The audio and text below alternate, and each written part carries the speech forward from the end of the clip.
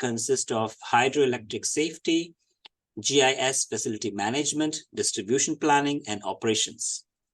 More recently, Mr. Gibson led a team to deploy Avista's first distribution management systems, where 79 distribution feeders embedded with intelligent devices to automate fault detection, isolation, and restoration, as well as IVVC. Built upon his platform, Mr. Gibson led or sponsored grid storage and microgrid projects to provide added value grid products for Avista's customers. Mr. Gibson's most recent effort is the development of an eco-district to support the 5 smartest blocks in Spokane's University District South Landing. The eco-district is reinventing the utility business model to support a net zero and carbon-free developments to be grid optimal. Mr. Gibson distribution service team is currently developing and deploying Avista's first integrated and testing facility to certify inverter and IoT technologies to ensure they can be safely deployed on the grid. Mr. John, thank you so much for being part of this workshop. We are honored here to have you agree to this talk. I appreciate for you spending your time today, this morning. And the floor is yours. You should be able to share your screen now. Let's see if we can able to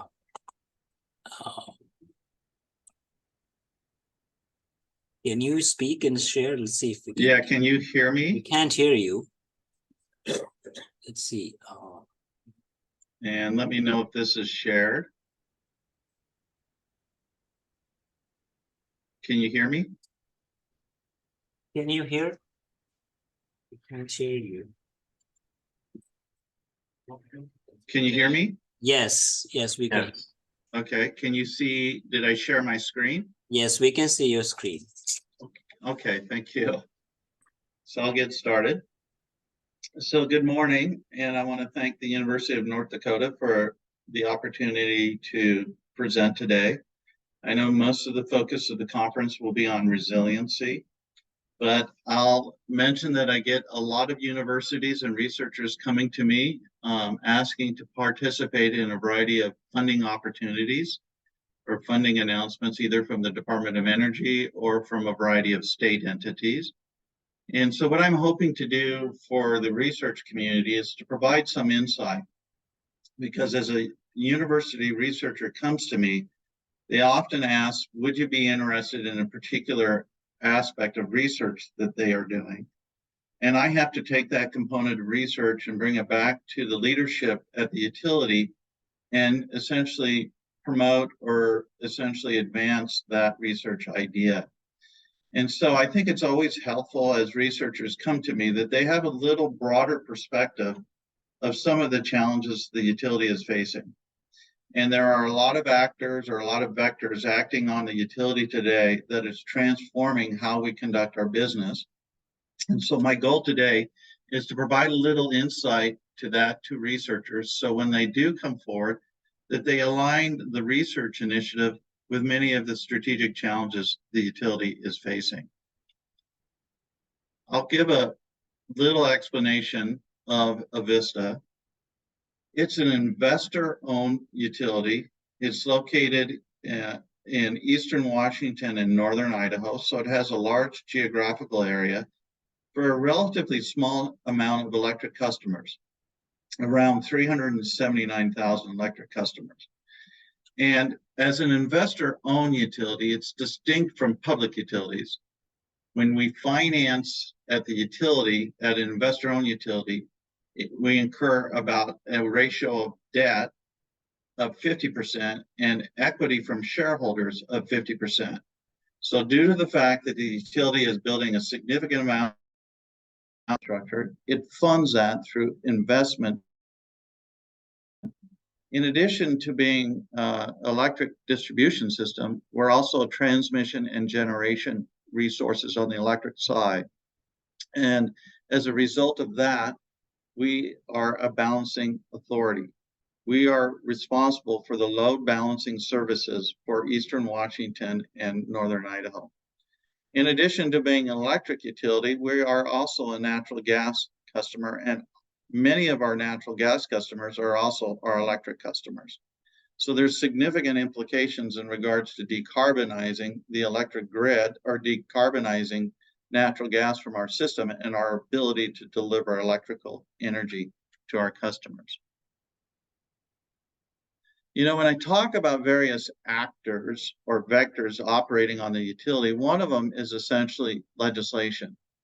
What's unique about Avista, the fact that we serve about 60% of our load comes from Washington and 40% of our load comes from Idaho.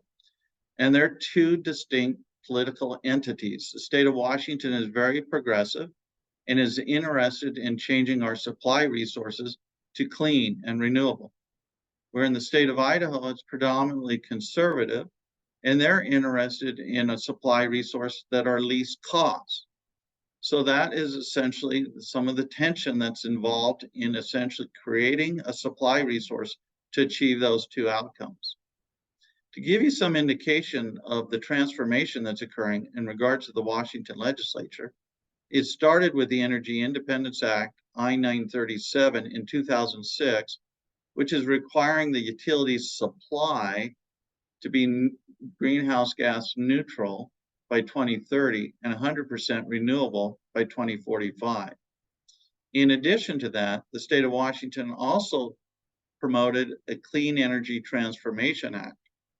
And under that, rather than just looking at customers based on rate class and socializing the costs that way, it's now going to be income-based as well too, under the concept of energy justice. In addition to that, in 2021, the Climate Commitment Act was deployed, and under the Climate Commitment Act, a carbon market was created, emission allowance auction. And in that, you essentially trade carbon across a market in the state of Washington. And then finally, as a part of the Climate Commitment Act, there were significant requirements around the built environment in regards to energy efficiency. So in a matter of a few short years, you can see a significant amount of influence on legislation. In addition, what's taking place is there's significant investment in clean tech. And the utility, as an investor-owned utility, is interested in obtaining insight, strategic insight, on what kind of technologies and frameworks are going to be out there in the future that would allow us to meet many of the challenges that you saw on that legislative calendar.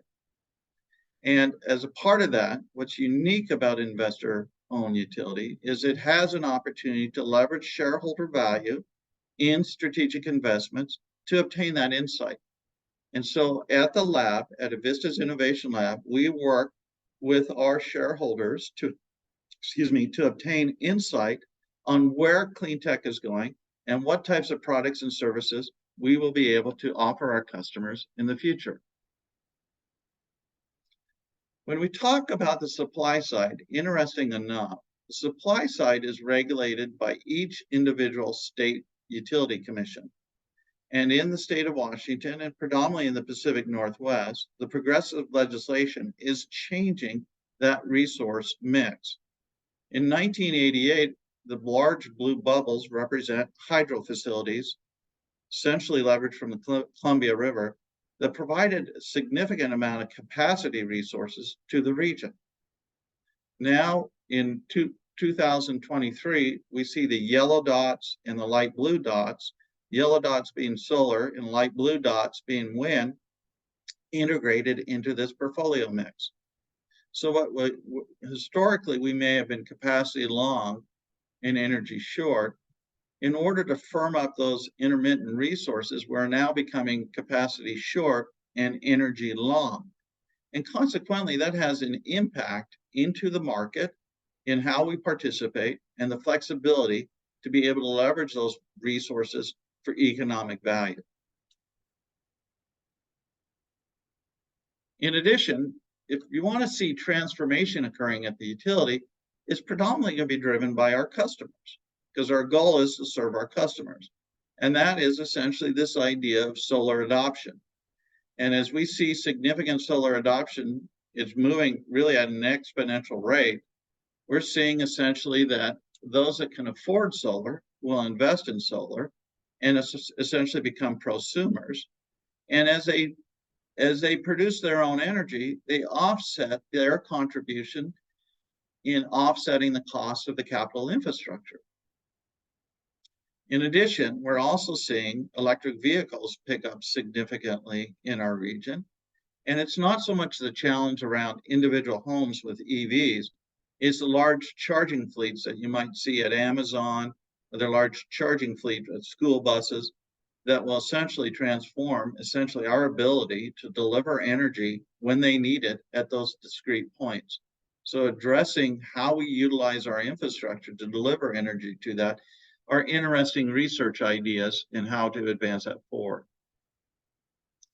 Avista, though, to be fair, hasn't just been sitting around watching these changes. We've been actively engaged in initiatives internally into the utility and at the lab to try to advance this idea of what the utility of the future will look like. And these represent a variety of technology deployments and project deployments that we've implemented to essentially help evolve the grid. And predominantly, historically at the grid, we really didn't have the type of visibility out to the edge of the grid. With the deployment of a variety of technologies, we now have high visibility to a large percentage of our infrastructure out to the edge of the grid. And all of those have an impact in regards to evolving the grid from just simply being an energy delivery system that's reliable, safe, and secure to being a platform. This concept that the grid could host third-party products and services and across its infrastructure to address its load balancing services to meet for our customers. And that's essentially how we're seeing that grid advancing.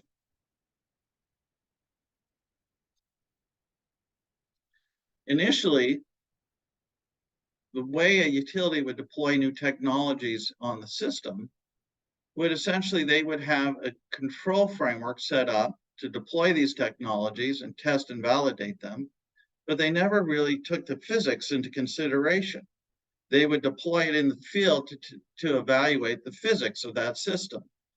And so with the creation of Avista's Innovation Lab, which has deployed a real-time digital simulation environment, we're in a unique position to now take these technologies or ideas, the good ideas coming from the universities, national labs, and industry, and to essentially deploy them in this simulation environment to determine the physics and the work practices and standards that need to be in place to deploy these technologies. And that's essentially what we're doing at Avista's Innovation Lab. And we're doing it in a very guarded way because utility commissions do not fund research and development at utilities. So we're not doing research and development. Once again, we're taking the good ideas from universities, national labs, and industry and deploying them, operationalizing them through our lab.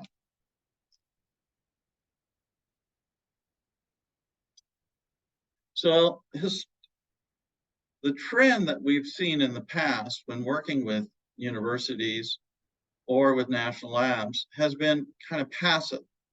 The utility would be requested to participate in a project, and their role to a large extent was just to simply provide data or attend a seminar.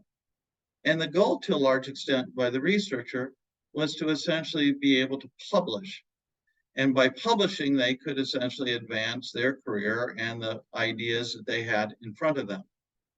What we did when we created the lab is try to evolve how we work with utility, or how we work with universities, national labs, and industry, in the sense that we're more actively engaged. That there might be a research objective, but there's also an operational objective. And could we partner a research and an operational objective, partner those in a way where we could then essentially commercialize them or deploy them on our system in a very effective way? This is the model that has evolved since the deployment of the Innovation Lab on how to work with our partners. And so when you come forward with a research idea, come forward and talk about how you participate in this ecosystem to essentially advance those ideas and how are they aligned with the strategic challenges the utility is facing to achieve that outcome.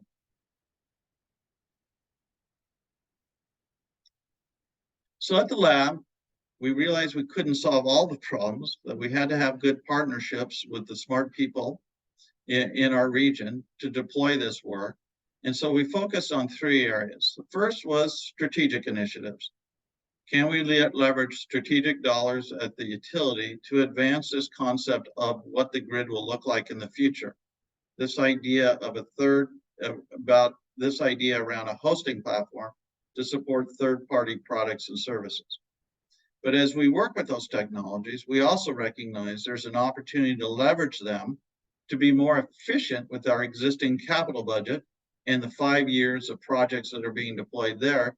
And could we integrate these new ideas into that capital budget or capital projects to be more efficient? In addition, we also recognize in this region, we have a lot of capability around energy. And could we create an ecosystem that went beyond just simply the utility, but to the many talented people in this region to help us address those challenges that you saw on that legislative calendar? So just to represent a few of the projects we're doing and pilots that we're implementing, I'm just going to step through them. This is a strategic project. It's focused on that hosting platform. We're partnering with, it's not stated on here, but Washington State University, but also with Pacific Northwest National Laboratory, as well as other in industry like McKinstry, to deploy what might be considered a demand response program, and a demand response program that's different than just simply a virtual power plant. It's not just addressing the supply side, but it's addressing how we can improve the delivery side as well. Because interesting enough, Avista is a winter peaking on the supply side, but it's actually summer peaking on the delivery side. We have challenges delivering that energy in the summertime to our customers. And so we're deploying these virtual power plants that are operating at very locational based ways on the feeder to improve the utilization of that feeder to deliver that energy. In addition to that, we deployed a microgrid on the health science building we called the shared energy economy. And we were able to black start and island 2 buildings for over 6 hours and then have it dynamically reconnect. This infrastructure, although sitting on the utility side, is in a position to be leveraged by other universities for data collection, as well as a variety of implementation projects that they're interested in as well. It's like a living lab. So I talked about this idea that as we learn in the deployment of these new technologies, it also provides insight into our capital budget. And we have over $500 million worth of capital work we need to do on substations over the next 5 years. Should we build those substations the way we've done for 20 years? Or should we think about how we could transform that to allow us to implement that capital work more efficiently and to build the infrastructure that will be necessary to be a hosting platform in the future? Digital substations is one idea. Another around capital efficiency is the deployment of these technologies, is this advanced distribution management system, is that we're now doing testing here in the lab before deployment in the field. We call it a phase 0 implementation. And then we can essentially have those work practices and standards in place for deployment.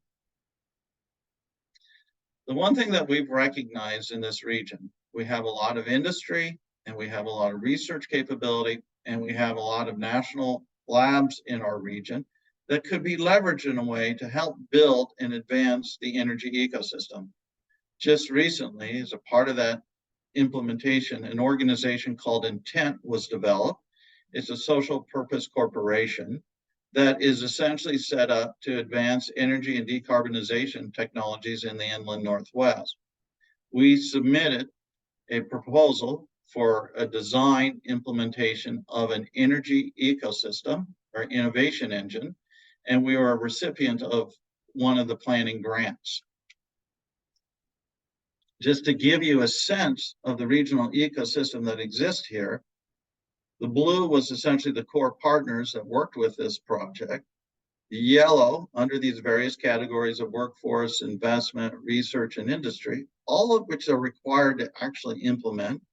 We have these collaborative partners that all wrote letters of collaboration to participate in this. And then we also see the green area extending even broader into a region of creating this regional ecosystem.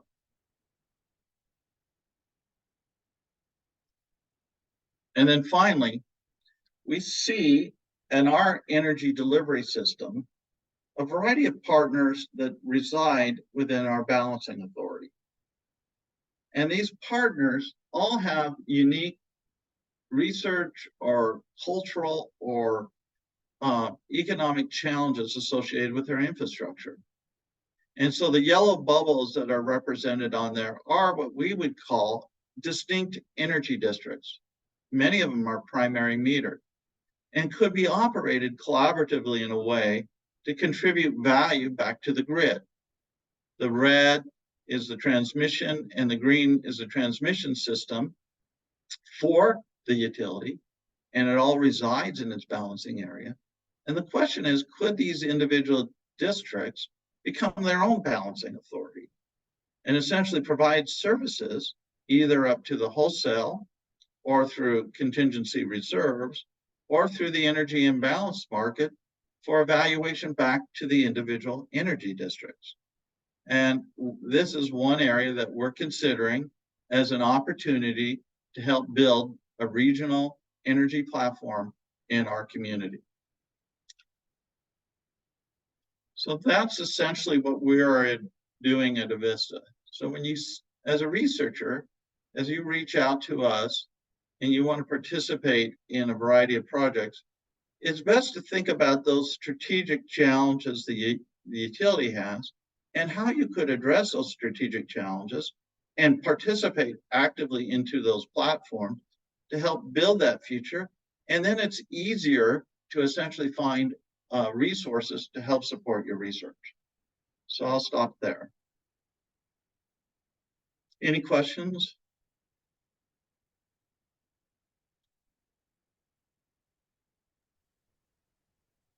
We don't see any.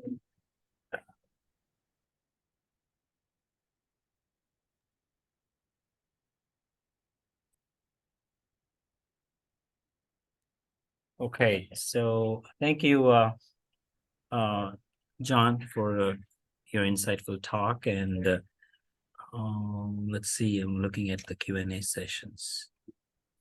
Stop.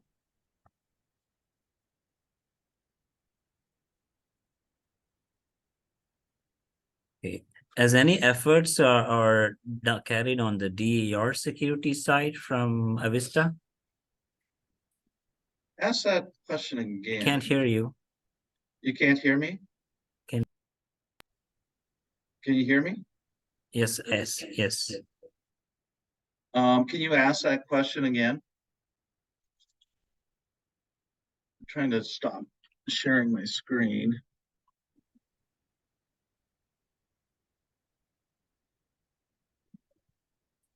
Can you ask that question again? Oh, we have a question on, is Avista doing anything on DER cybersecurity, or what is your take on as the growing penetration of DERs are happening, how is Avista planning to address cybersecurity issues? Yeah, that's a good question. And the way I would address that is Avista has a large cybersecurity group. And what I would say is they follow NIST pretty closely. And they're not necessarily exploring new approaches to how to perform cybersecurity. And we are working with them in this idea that they could be brought into the lab to help secure this. But most of the work that we've done around cybersecurity in regards to distributed energy resources have been around this idea that we could leverage this architecture that Jeffrey Taft from Pacific Northwest National Labs has done, and essentially be able to deploy it to help support the security of these distributed energy resources. But I think that's one area where I have not seen a lot of research done in regards to the lab, simply because many of the resources are just focused on following the standards that are currently in place and requirements in place for the utility. Thank you, John. We have a few more minutes to take some questions. Okay, we have another question. What type of best storage units does Avista is preparing to handle in the event of contingency scenarios? What are the typical storage sizes that you guys are planning? Yeah, so we actually deployed our first storage project, which was 1 megawatt, 3.5 megawatt hour system, was a vanadium flow battery that was deployed, was research done by Pacific Northwest National Labs, and it was turned into a company, manufacturing company out of Seattle. And we deployed that at a manufacturing facility, Schweitzer's manufacturing facility in Pullman, and were able to energize and operate it for a while, but it actually had challenges with it, so we had to actually dismantle that. Since then, we've deployed 3 other types of battery systems, and it's all been lithium-ion batteries. Another thing what I'll say around resiliency, I heard for the first time from our operation director that reliability has historically at the utility been kind of the golden bar for performance.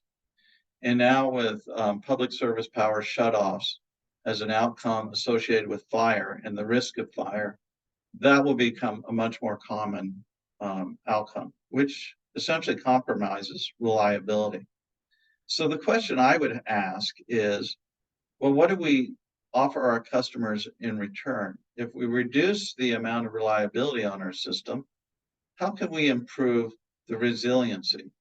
So as a part of that, we're working with the Spokane tribe and also working with a lot of the community centers, these named communities, to essentially create resiliency hubs, set up a framework to essentially offer backup services, either at a community center or at a tribal center, to support them during outage, and identify critical resources, recognizing you can't support the same level of comfort, but could you identify critical resources that could be supported over an extended period of time?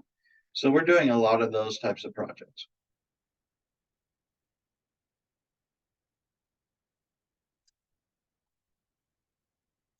Thank you, John. I think this concludes this session. I appreciate your time for this morning, and I think we learned a lot. And to appreciate your time, we'll send you a nice plaque from UND. And thank you so much for doing this. Okay, well, thank you. I appreciate it. I had a good time. I'm trying to stop sharing the screen. How would I go about doing that? Let's see if could be. Can you share the sponsors, next sponsor slide? See if it allows you to do that.